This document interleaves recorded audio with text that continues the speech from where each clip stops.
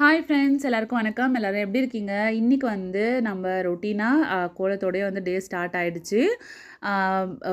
ரைஸும் வந்து வச்சுட்டு நான் லெமன் ரைஸ் செய்யணும் இன்றைக்கி பிரேக்ஃபாஸ்ட்டுக்கு. ஏன்னா பாப்பாவுக்கு வந்து இண்டிபெண்டன்ட் டே செலிப்ரேஷன் இன்றைக்கி. ஸோ அவளுக்கு வந்து orange blouse, white colour lehenga, துப்பட்டான்னு எல்லாம் ஸ்டிச் பண்ணிவிட்டு கொண்டு வந்திருக்கோம். ஏன்னா அவளுக்கு வந்து பூமி தாய் கேட்டாப்புல நாங்கள் செஞ்சு விடலான்னு அப்படின்னு பிளான் பண்ணியிருந்தேன். ஸோ அதே மாதிரி துணியும் வந்து ரெடி பண்ணிட்டேன். இந்த துப்பட்டா வந்து பழசு தான் ஃப்ரெண்ட்ஸ், 2 வருஷமாக யூஸ் பண்ணிகிட்ருக்கா. இந்த துப்பட்டா வந்து பீரோலேருந்து 2 நாளுக்கு தான் வெளியில் வரும். ஒன்று இண்டிபெண்டன்ட் டேக்கு, இன்னொன்று வந்து ரிப்பப்ளிக் டேக்கு. டீ குடிச்சிட்ருக்கும் போதே அவள் எந்திரிச்சிட்டா. ஸோ லெமன் ரைஸும் கிண்டி வச்சுட்டேன்.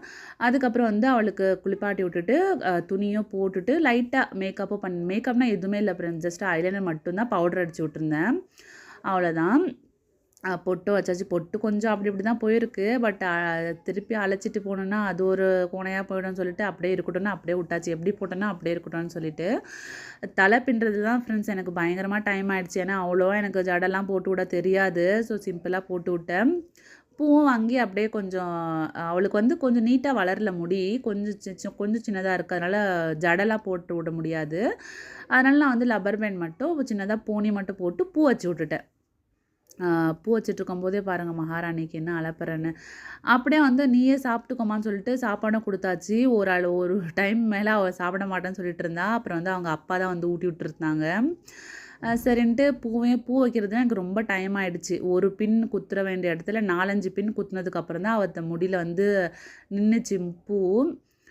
பாருங்க அப்படியே கையோடு வந்துருச்சு. ஒரு பக்கம் கஷ்டப்பட்டு அப்புறம் பூவும் வச்சு விட்டுட்டு ஒன்றே ஒன்று தான் ஃப்ரெண்ட்ஸ் மிஸ் ஆகிடுச்சு. கிரீடம் வந்து கிடைக்கல.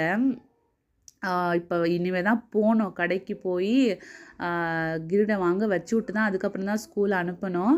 பாருங்கள் ஃபைனல் லுக் ஸோ க்யூட் இல்லையா? ரொம்ப க்யூட்டாக தெரிஞ்ச பாப்பா. கிரீடம் மட்டும்தான் மிஸ்ஸிங் ஆகிடுச்சி. ஸோ அதை எப்படியாவது வாங்கி அவங்க அப்பா வந்து வேண்டாம் விடு அப்படியே அனுப்பலான்னு சொல்லிட்டு இருந்தாங்க. நான் தான் ஒத்துக்கல. ஏன்னா எல்லாமே பண்ணிட்டோம். அது ஒன்று மிஸ் ஆகிடுச்சுன்னா வந்து நமக்கே ஒரு மாதிரி இருக்கும்னு சொல்லிட்டு கடகடன்னு கிளம்பியாச்சு. போயிட்டு நேராக வந்து ஸ்கூல் போல் ஃபேன்சி ஸ்டோருக்கு தான் போயிருந்தாங்க. அவங்க நேற்றே சொல்லியிருந்தாங்க காலையில் வரும் மேடம் ஸ்டாக் அப்படி சொல்லியிருந்தாங்க.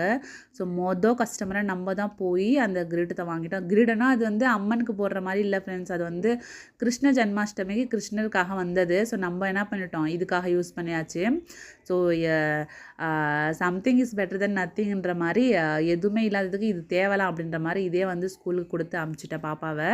இந்த வீடியோ பிடிச்சிருந்தா லைக் பண்ணுங்கள் ஃப்ரெண்ட்ஸ். டாட்டா.